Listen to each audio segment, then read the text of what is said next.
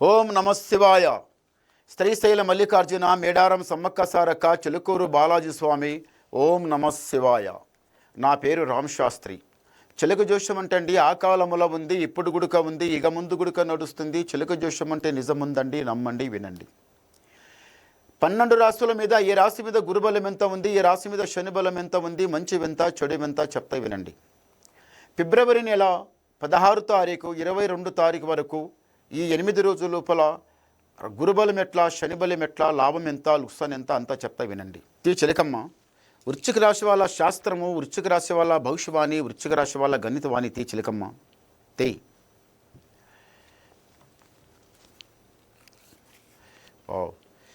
వృశ్చిక రాశి వాళ్ళకి సాక్షితంగా అమర్నాథుడు. అమర్నాథ్ దర్శనం చేసుకోవాలంటే మనము పైల బలం ఉన్నా, నోట్ల మాట ఉన్నా, ఇంట్లో పైసా ఉన్నా, ఎంత ఉన్నా, ఏమున్నా కానీ పోలేం. ఆయన పిలవాలి, మనం వెళ్ళగలం. అంతే తప్ప మనం వెళ్తామని చాలా ఉరుకులాడితే గుడుక పోలేం. అమర్నాథ్ దర్శనం చాలా గొప్ప దర్శనం, చాలా గొప్ప. వెళ్ళాలి, అది అదృష్టం. నెత్తి మీద ఎప్పుడే నుంచి ఉన్న దరిద్రం పటాపంచలమైపోతుంది. దరిద్రం పటాపంచలమైపోతుంది. ఇంట్లో బరకతుంటుంది, మనసు శాంతం ఉంటుంది, ఆరోగ్యం చక్కగా ఉంటుంది, అన్ని బాగుంటుంది. ఎందు గురించి? అమర్నాథ్ దర్శనం చాలా గొప్పది. ఈ వృశ్చిక రాశి వాళ్ళకి ఎందుకో కానీ కొంచెం కోపం ఎక్కువ, ముక్కు మీదనే కోపం వస్తే సరళమని ఏ మాట ఉన్నా టకాటక్ నోటి ముందర చెప్పడమే. ఎదుట ఉన్న వాళ్ళు కోపం తాపంతో ఉరుకులాడినా గమ్మున ఉంటారో వాని కోపం దిగిపోయిన తర్వాత ఏ విధంగా మాట్లాడాలో ఆ విధంగా మాట్లాడతారు. అన్నిటికీ ఫస్ట్ చదువులా, జ్ఞానంలా, తెలివిలా, ఇంట్లో బయట ఎక్కడ ఉన్నా కానీ ఈ అమ్మాయి మంచి అమ్మాయి, అబ్బాయి మంచి అబ్బాయి కదమని మీ వృశ్చిక రాశి వాళ్ళకి చాలా పేరు వస్తుంది. ఇంతవరకు వాహన గండం పోయింది. వాహన గండం అంటే అటు ఇటు కాదు, అది ప్రాణం పోయే గండం, చాలా పెద్ద గండం. భగవంతుడు దాటిచ్చుండు, వెళ్ళిపోయింది, పర్వాలేదు. అమర్నాథ్ దర్శనం చేసుకోలేకున్నా కానీ అంత దూరం ఎక్కడ పోతాం అనుకుంటే గుడిక శ్రీశైలం గుడిక దర్శనం చేసుకోవాలి, చాలా బాగుంటుంది. ఈసారి మహాశివరాత్రికి దర్శనం చేసుకుంటే, ఆ అయ్యగారి దర్శనం చేసుకుంటే ఇక అది ఇంకా దానికన్నా మించింది ఏమీ లేదు. మహాశివరాత్రి దర్శనం, శ్రీశైల దర్శనం చాలా గొప్ప దర్శనం. మహాశివరాత్రి దర్శనం చేయాలంటే ఎట్లా ఉండాలి? ఒక పొద్దు ఉన్నవాళ్ళు చెప్పుకు కాళ్ళు తొలగవద్దు, చెప్పులు వేసుకోవద్దు, సీపిరి కట్ట తొలగవద్దు. ఇంటి లోపల తిన్న బాసనలు మాత్రం ఏమైనా ఎంగిలి ఉంటే దాని మీద అసలు తొలగవద్దు, ఎవరు కడగవద్దు, దానికి ముట్టుకోవద్దు, ఒక మూలక పడేయాలి. ఇదంతా అలా చేస్తే ఆ ఒక పొద్దు భగవంతునికి అలా ఉంటే చాలా గొప్ప విషయం. ఒక భగవంతుడు ఒక అకౌంట్లో వేసినట్టు ఒక మాట, మీకు చాలా మంచి జరుగుతుంది, ఆరోగ్యం బాగుంటుంది. అన్నిటికన్నా ఆరోగ్యం బాగుండి ఇంటి మీద దరిద్రం పోతే దానికన్నా మించిన భాగ్యం ఇంకేమీ లేదు. మనం అనుకుంటాం అంతా ఇంత, అది కావాలి, ఇది కావాలి, 100 పనికి 12 పనికి అక్కడికి ఆశించి ఉరుకులాడతాం తప్ప అది కాదు. మెయిన్ మాట, ముందు ఆరోగ్యం చక్కగా ఉండాలి. ఆరోగ్యం మంచిగా ఉండి ఇంటి మీద దరిద్రం పోయి ఇల్లు మంచిగా ఉంటే ఆ తర్వాత ఇంట్లో పోయి కారు తిన్న అమృతం. ఆ ఆరోగ్యం చక్కగా ఉండి కంటి నిండా నిద్రపడితే అది ఆనందం. అంతకన్నా మించింది ఏమీ లేదు. వృశ్చిక రాశి వాళ్ళకు స్నేహము, దోస్తి పనికి రాదు. ఎవరి మధ్యన మధ్యవర్తి పోవద్దు. ఈ రాశి వాళ్ళకు అప్పు అంటే చాలా భయం. అప్పు, ఒకరి దగ్గర పోవాలి, అప్పు తీసుకురావాలి, అప్పుకు మిత్తి నుంచి ఒకరికి కట్టాలి, ఇల్లు కట్టాలి, పెళ్లి చేయాలి, ఏదో చేయాలి, అప్పు తీసుకొచ్చి కట్టాలని మాత్రం అనుకోరు.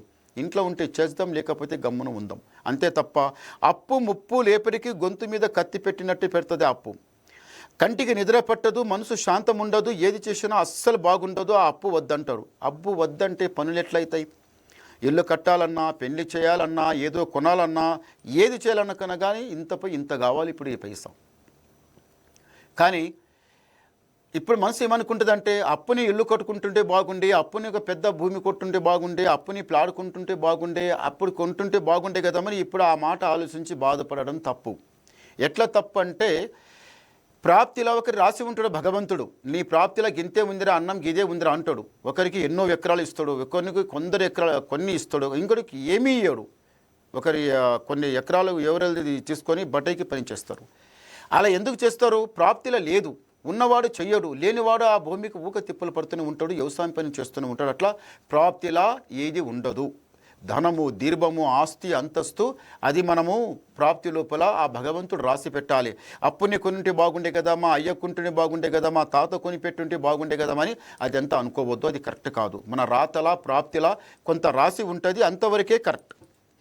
మళ్ళీ ఎక్కువ ఆశ పడకండి. ఎందు గురించి అంటే ఈ రాశి వాళ్ళకి ఎక్కువ పడదు. ఏదన్నా అనుకుంటే అది ఆడిని ఆగిపోతుంది. ఏదో చేస్తుంటే ఏదో ఒకటి అయితే ఉంటుంది. అలా చేయవద్దు, మంచిది కాదు. ఈ రాశి వాళ్ళకి నల్ల బట్ట నల్ల వస్త్రం పడదు. చెయ్యి ఎవరికి చూపెట్టవద్దు. శని గ్రహం మొత్తం పక్కకి జరిగిపోతుంది. చెయ్యి పెట్టిన మంచి కలిసి వచ్చే టైం వచ్చింది. ఒకసారి అమర్నాథ్ దర్శనం చేసుకోండి, లేకపోతే ఆ భగవంతుడి శ్రీశైల మల్లికార్జున స్వామి దర్శనం చేసుకోండి, చాలా బాగుంటుంది. ఈసారి మాత్రం తప్పనిసరి ఒక మెట్టు పైకొచ్చేది వెక్కుతారు. ఓం నమ శివాయ. 5 చాలా మంచిగా బలిపడ్డాయి.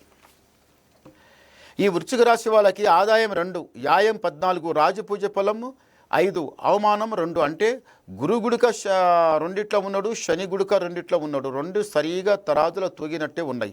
అంటే దీనికి ఏమిటిదంటే తొందర పడకండి, ఏ పని చేసినా నిదానం చేయండి, మీకు మంచి జరుగుతుంది. ఇంకా మీరు ఏమన్నా డౌట్ ఏమన్నా అడగాలనుకుంటే నాకు ఫోన్ ద్వారా మాట్లాడండి, మీ డౌట్ క్లియర్ చేసేస్తా, చెప్పేస్తా. నమస్కారం. ఓం